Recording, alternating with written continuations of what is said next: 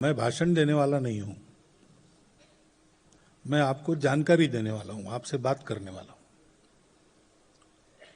और बात भी कोई नई बात नहीं है, पुरानी बात है,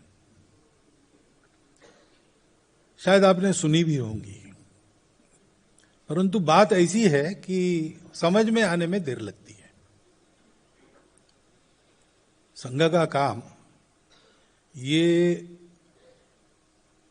एक अनोखा काम है। पूरी दुनिया में ऐसा काम नहीं है। ऐसा हम अपनी जानकारी के आधार पर पहले कहते थे, अब तो प्रत्यक्ष अनुभव आ रहा है कि संघ को देखने के लिए देश विदेश के लोग आते, पांचों महाद्वीपों से लोग आते हैं। देश के गतिविधियों के केंद्र में संघ का नाम आता है, इसलिए देखने आते हैं। और पूरा देखने होने के बाद अनेक प्रश्न पूछते हैं। उसमें आखिरी प्रश्न सबका एक समान प्रश्न होता है, चाहे वो अफ्रीका हो, यूरोप हो, अमेरिका हो, दक्षिण पूर्व एशिया हो, मध्य पूर्व मिडिल ईस्ट हो। वो कहते हैं कि हमारे जवान पीढ़ी में ऐसा कुछ करने की हमारी इच्छा है, तो ये पद्धति आप हमको सिखा सकते हैं क्या? तो इसका मतलब जो हम कर रहे हैं उसके लिए दूसरी पद्धति नहीं है, यही पद्धति है। और अपने देश के इतिहास में भी संभवतः तथागत बुद्ध के बाद ऐसा अखिल भारतीय काम नहीं हुआ है।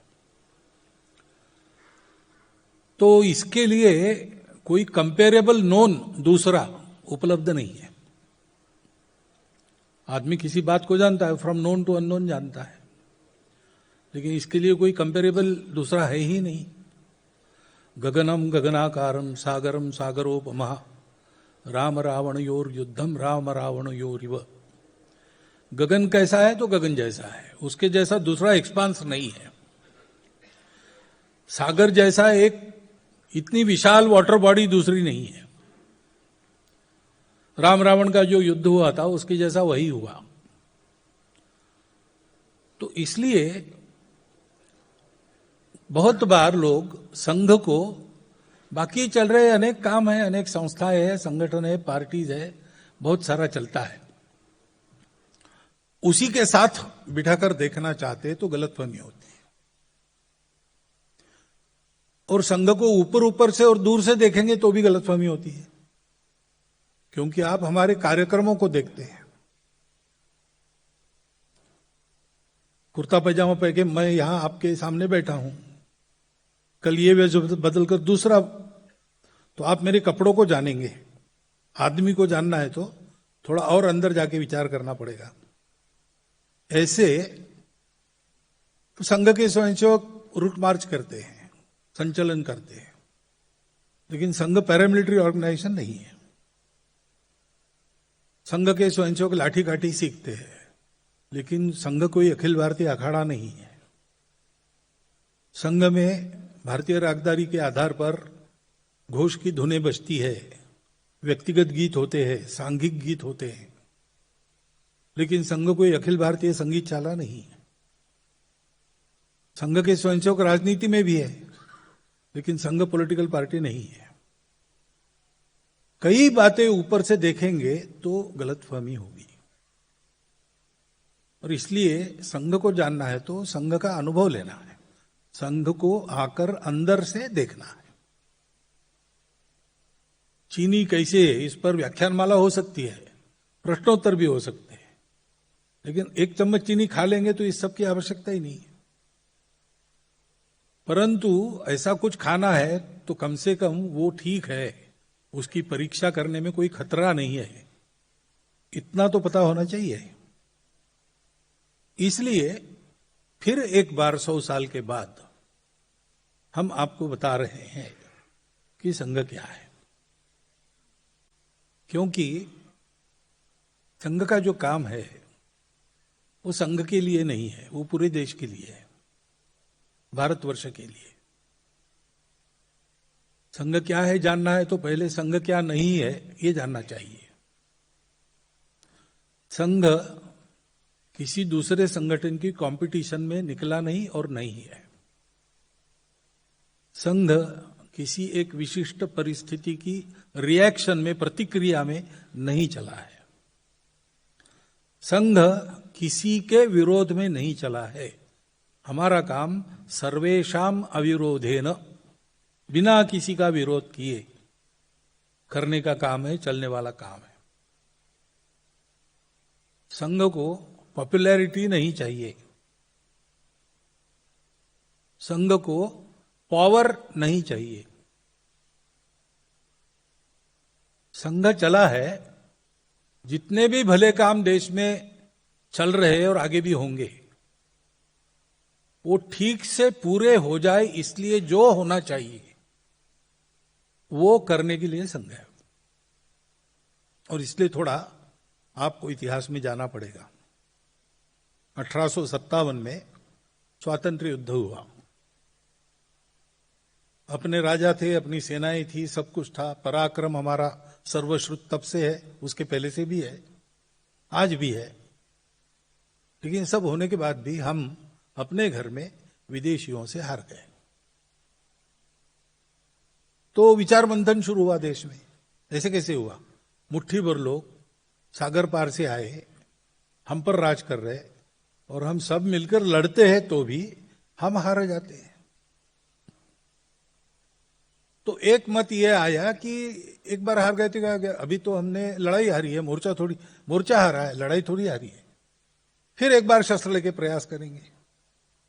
तो सशस्त्र अंग्रेजों से संघर्ष करके उनको भारत से निकाल देने का रास्ता, रिवोल्यूशनरी मूवमेंट, क्रांतिकारी आंदोलन, वो एक धारा चली। सुभाष बाबू के 1945 में अंतर्धान होने तक वो धारा चली। उसके बाद 47 में हमको स्वतंत्रता मिली तो उसका प्रयोजन नहीं रहा।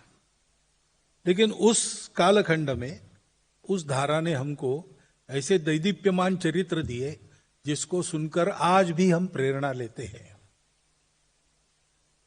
दूसरा मत यह था कि ब्रिटिशों से हम इसलिए हार गए कि लड़ने वाले तो हम सब लोग थे, राजा थे, सेनाएं थी, लेकिन लोगों में राजनीतिक जागृति नहीं थी, पॉलिटिकल अवेयरनेस नहीं था। तो एक राजनीतिक आंदोलन चलना चाहिए जो सारे समाज को स्वतंत्रता के लिए खड़ा करेगा।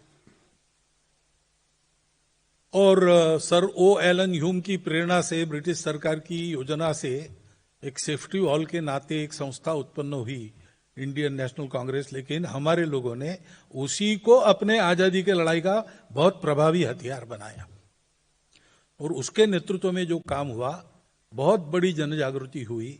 आदमी स्वतंत्रता के लिए रास्ते पर आए। जो कुछ करता था वो देश की स्वतंत्रता के लिए करता था, ऐसा वातावरण ला एक लंबे समय तक। चरखा चला चला के लेंगे स्वराज लेंगे। तो चला तो चरखा रहा है, कैसे क्या होगा? अरे भाई नहीं, ये चरखा चला इसलिए रहा है कि देश स्वतंत्र हो, ऐसा वातावरण था। उसके फलस्वरूप हमको स्वतंत्रता मिली। सशस्त्र एक तरफ से, दूसरा ये। परंतु हम देखते हैं कि राजनीतिक जागृति की वो धारा चलते चलते, पूरे देश की एक धारा थी, वो धीरे धीरे विभक्त हो गई और मतांतर हो गए। कोई बात नहीं, ये तो चलता है प्रजातंत्र में, और हर एक जितने आदमी उतने मत, ये तो रहता ही है। परंतु वो पवित्रता, शुद्धता और प्रभाव उस धारा का रहा नहीं। स्वतंत्रता के बाद धीरे धीरे अधपतन होकर कहां आ गई, मैं वर्णन नहीं करता, आप अनुभव कर रहे। तीसरी एक धारा थी, उन्होंने कहा कि भाई अंग्रेजों से टक्कर लेने की बात हो रही, तो क्या हम उनकी बराबरी कर सकते हैं? बाकी तो हम कर लेंगे, लेकिन एक समाज के नाते हम लोग एक समाज है क्या? इतने सारे भेद है, दकियानुसीपन है, रूढ़ी कुरीतियों का बोलबाला है, आपस में लड़ते हैं, स्वार्थ है, अशिक्षा है। इन सब से उबार कर अपने समाज को एक स्वस्थ समाज के नाते जब तक खड़ा नहीं करते, तब तक अंग्रेजों से लड़ने की कुव्वत ही नहीं होगी हमारी। और इसलिए समाज सुधार की धारा ये चली। राजा राममोहन राय से लेकर बहुत सारे लोग उसमें थे। प्रामाणिकता से, निस्वार्थ बुद्धि से जीवन लगाकर लोगों ने काम किया। परंतु क्या हुआ, क्या दुर्भाग्य है, पता नहीं। वो धारा पूरे समाज में एक द्वीप बनकर रह गई। हमारे नागपुर के पास वर्धा है, उसके पास एक मंगरूल दत्त नाम का देहात है, वहां कोई 37-38 जातियां रहती थी। तो एक महात्मा वहां है 150 साल पहले, और उन्होंने जाति निर्मूलन का काम हाथ में लिया। महात्मा थे, सब उनका सम्मान करते थे, अभी भी करते हैं। लेकिन अब स्थिति ऐसी है कि वो 37-38 जातियां कायम है, जात न मानने वालों की एक 39वीं जात वहां पर एक है। और अब ऐसा क्यों हुआ, उसके कारणों में मैं नहीं जाता। सारे प्रयास शुद्धता से हुए, प्रामाणिकता से हुए, लेकिन ये हुआ। और चौथा प्रवाह था, वो कहते थे कि भाई हम अपने आप को भूल गए, अपने मूल तक चलो फिर से। हमको लगता है हम अपने मूल पर खड़े, ऐसा नहीं, हम भटक गए, इसलिए अपने मूल पर वापस चलो। स्वामी विवेकानंद, स्वामी दयानंद सरस्वती, ऐसे लोग थे। वो भी काम चला और अभी भी चल रहा है। परंतु कहीं ना कहीं देश की परिस्थिति में समाज को दिशा देने का, समाज में एक वातावरण बनाने का काम नहीं हो रहा है, ये ध्यान में आता है। ये आज की बात छोड़ दीजिए, जब ये चल रहा था तब भी इन सब चारों प्रवाहों में काम करने वाले जो मुख्य लोग थे, उनको एक बात अंदर से लगती थी। और संघ के जो निर्माता थे डॉक्टर हेडगेवार, उनको ये ध्यान में आया, क्योंकि वो जन्मजात देशभक्त थे। क्यों कहता हूं, क्योंकि मैट्रिक के क्लास में पढ़ रहे थे, मैट्रिक नहीं, प्राइमरी क्लास में तीसरी में पढ़ रहे थे, तो महारानी विक्टोरिया के राज्यारोहण की शताब्दी ब्रिटिश साम्राज्य में मनाई गई। हम ब्रिटिश साम्राज्य में थे उस समय, हमारे यहां भी मनी। और सरकार के कार्यक्रम सरकारी स्कूलों में तो होने ही है, तो इनके भी स्कूल में म्यूनिसिपालिटी के वो कार्यक्रम हुआ और मिठाई बांटी गई। तो मिठाई इन्होंने कूड़ेदान में फेंक दी। तो शिक्षकों ने पूछा, फिर मिठाई नहीं खा रहा है तो फेंक दी। तो उन्होंने कहा मिठाई कहाँ है? हमको गुलाम बनाने वालों के रानी का राज्यारोहण हमारे लिए उत्सव का दिन नहीं है, ये शोक दिवस है, और उस समय जो मिठाई मिलती है वो हमारे लिए जहर है। प्राइमरी स्कूल में पढ़ते समय ये उत्तर उनके मुख से आया, ऐसे वो थे। और इसलिए थोड़े ही दिन बाद, 13 साल के थे तब, माता पिता दोनों एक ही दिन 1 घंटे के अंतर से मृत्यु को प्राप्त हो गए। प्लेग चल रहा था नागपुर में, और प्लेग के रोगियों की सेवा ये लोग करते थे, तो उनको भी प्लेग हो गया, दोनों को हो गया, और 1 घंटे के अंतर में दोनों की मृत्यु हो गई। तो लगभग अनाथ से हो गए। बड़े भाई थे, घर था, पूछते नहीं, लेकिन कमाई नहीं थी, क्योंकि बड़े भाई पहलवानी ज्यादा करते थे। मझले भैया पढ़ाई के लिए दूसरी जगह गए। तो बहुत कठिन परिस्थिति में, क्योंकि वैसे भी लोअर मिडिल क्लास परिवार था, पिताजी पौरोहित्य करते थे, अब वो भी चले गए। तो कभी रास्ते के लाइट के नीचे पढ़ाई करके, ऐसा सब भूखा रह के चलना पड़ा उनको। लेकिन 2 बातें उनकी नहीं छूटी। एक तो अपने पढ़ाई में हमेशा फर्स्ट क्लास में आना, पहले 10 में आना क्लास में, और दूसरा देश के लिए जो कुछ चल रहा हो, इन चारों प्रवाहों के काम, उसमें सक्रिय सहभाग लेना। यह उनके जीवन का स्थायी भाव।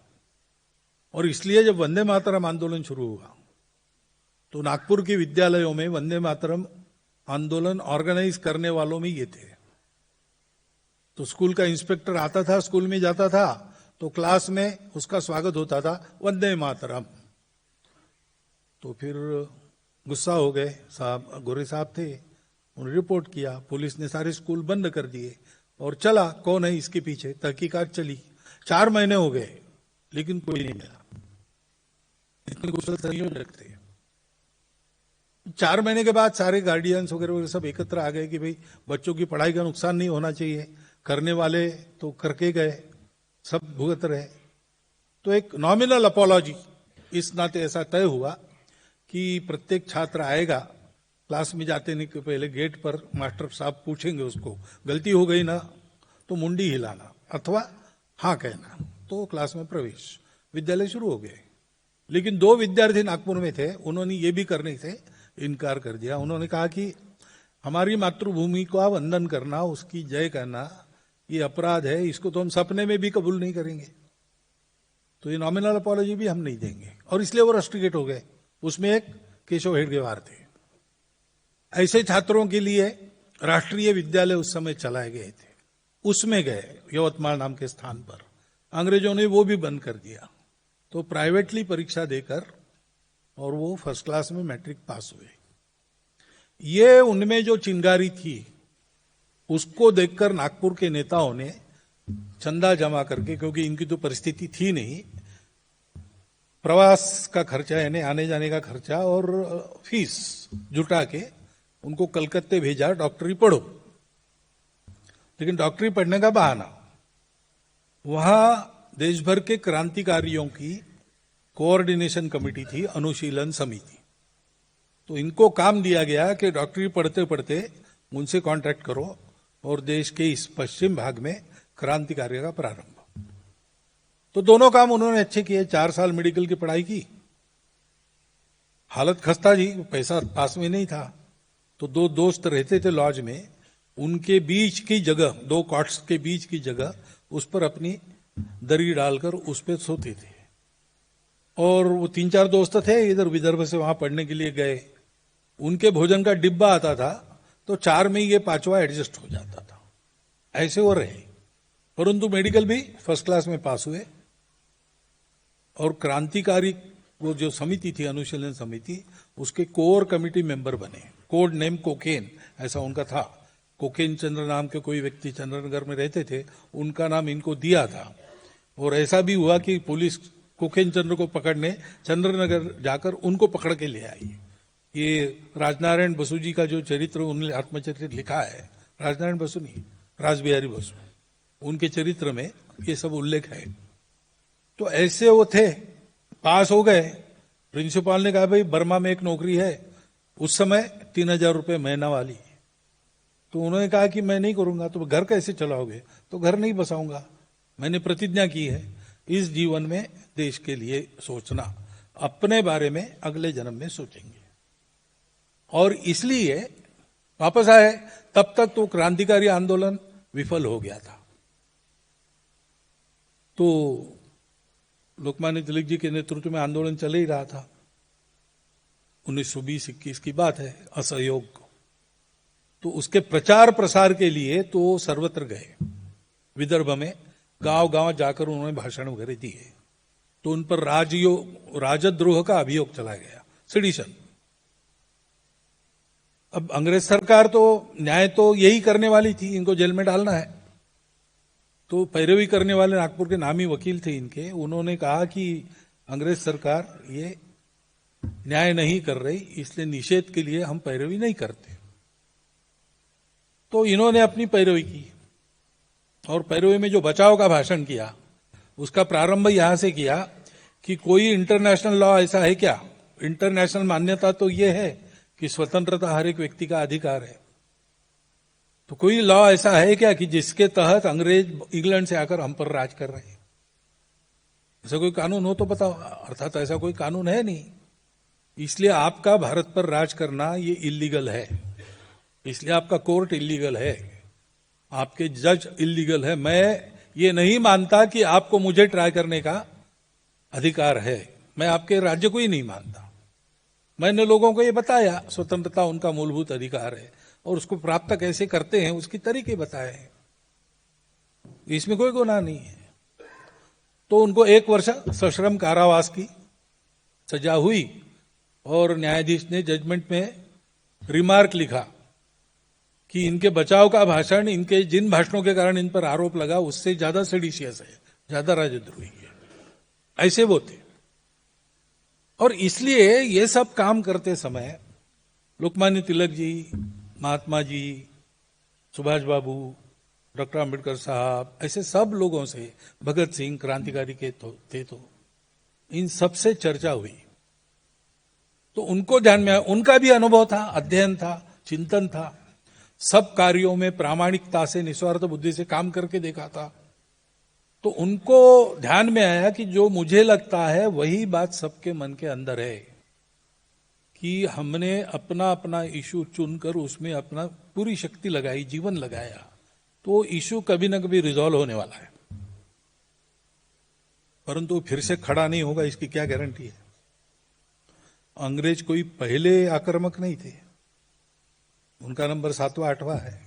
सिकंदर के पहले से चला है, पश्चिम की दिशा से भारत पर आक्रमण, भारत का गुलाम होना, फिर स्वतंत्र होना, फिर गुलाम होना। मुट्ठी भर लोग दूर दूर से आते हैं, किसी मामले में हमसे श्रेष्ठ नहीं, और हम उनसे मात खाते हैं। ये बार बार हुआ है, तो और एक बार हम स्वतंत्र तो हो जाएंगे, लेकिन फिर से गुलामी नहीं आएगी, इसकी गारंटी क्या है। अपने समाज में कुछ कमियां हैं। पहली बात, हम अपनी एकता को भूल गए। दूसरी बात, हम स्वार्थी बन गए और गुणहीन बन गए। अनुशासन नहीं, स्वच्छता नहीं, दारिद्र्य है, अज्ञान है,